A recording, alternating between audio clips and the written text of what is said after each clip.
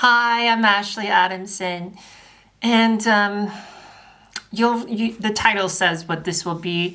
I'm not sure exactly how to phrase this right now, but I'm feeling a lot of insecurity in here in my heart, and I wanted to share that and talk to you about that because a part of doing these videos is it's therapy for me to be able to talk to someone and have this conversation to process myself. And also, it might be helpful to have this conversation with you to talk about processing your emotions when you're dealing with things to do with confidence and insecurity, especially as a trans person, because we have additional layers of things to be insecure about, right? Okay, so if you're a cis woman or a cis man, you may be insecure about your body not fitting in as cis man or a cis woman. Like, I remember being a cis man and thinking, man, like I wish I had like bigger chest muscles and I was like just larger and more manly. And I wanted more facial hair, and now I'm like really glad I don't have that. And then if I was a cis woman, I might be thinking, well, I wish I was skinnier or I had like better hips or, my boobs were bigger. And so, yeah, those are insecurities of the body that any cis person has. But you add on the fact that you're trans, and now it's double layered because you have those insecurities of not meeting standards that you may be wanting to kind of like fit in for with being a cis woman or being a cis man of beauty and looking good and being attractive, because we all want to look attractive, right? You want to look attractive. I want to look attractive too. And so you have that, and then you have the additional layer of I'm trans, and so my body is not built in the same way that a cis person's body is built. And so now I have these additional hurdles to emotionally reckon with. And some of these things can be resolved, like, I got breast surgery, I got facial feminization surgery, but those are huge investments and health related things that not everyone has the money for and can't always get access to. So even if you want to have better boobs, you may not be able to get them. So there's this underlying insecurity that is almost like twofold for a trans person. There's the insecurity around just being that person in that gender, and then there's that trans aspect. And I'm experiencing this insecurity, like this relationship of the trans and the cis insecurity, not with my body right now, because yes, I have that with my body, and it's still there, but it's not the thing that I'm struggling with. It's just kind of like a thing in the background. Where are you in your transition and your body security versus your dysphoria? Depending on where you are, I imagine that if you're just starting, your dysphoria and your body insecurity may be very high. What I can say as someone who just hit our 3-year anniversary, yay, is that as you get further and further along, you start to kind of like work through these things in a way where they're no longer sharp spikes in your experience, but they're more like lulls in your feelings of your body. Other things may grow, like, for example, facial feminization surgery for me, that was a lull in the beginning of my experience. But as I got further and further along, it became a sharper and sharper thing in my emotional state. So I do want to call that out, that depending on how you're perceiving things, it can be lulls or it can be spikes. And if you have more time to adapt and get used to these things, then you're going to be able to move through them better. Anyways, that's an aside. The part of the insecurity that I'd like to talk through with you is emotional insecurity and feeling valid romantically. Yeah, that's what I want to talk about.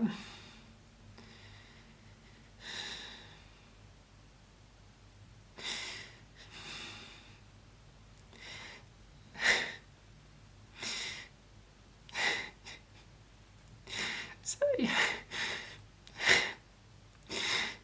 I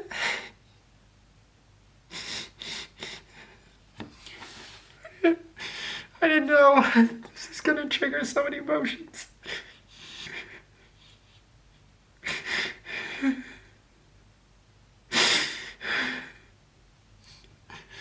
I, I feel like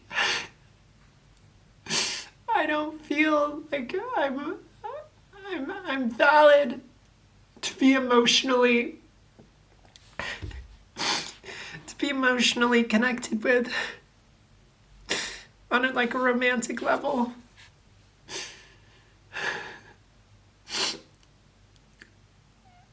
No matter how like attractive you can be, I feel like every trans person experiences this on some degree, is the constant barrage of opportunity that never blossoms or turns into anything. When I was a cis man, it was hard to get dates, but if I would get a date, it could blossom into a relationship, and often it did. And I think that's partially because I was able to understand the woman and respect the woman and see them as an equal, which is, I think, something you don't actually get a lot with cis men. But as a trans woman, it's kind of the opposite. I'd say I'm above average attractiveness. I don't really know where I am in terms of attractiveness, but I know that I can get dates with people. But the whole like getting past the first and second date is really hard for me. And it's not because perhaps it's not because they say I don't want to do a first or second date with you. It's because it's not growing into anything where I feel like there's emotional availability.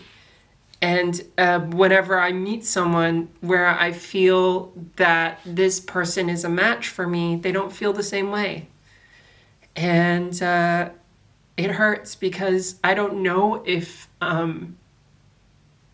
it's because they're not emotionally available, or if it's just because this is a terrible story, but it's a feeling, which is like, is a trans woman not lovable?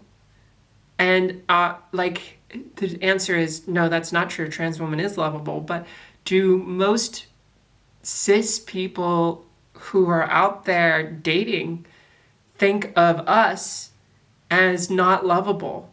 That we are just more like objects, and that we are to be kind of like exotic. And I feel that exoticism, and I enjoy being exotic. But I can't help but just feel that insecurity about like not having a vagina or not being cis enough to be viewed as like a valid mate.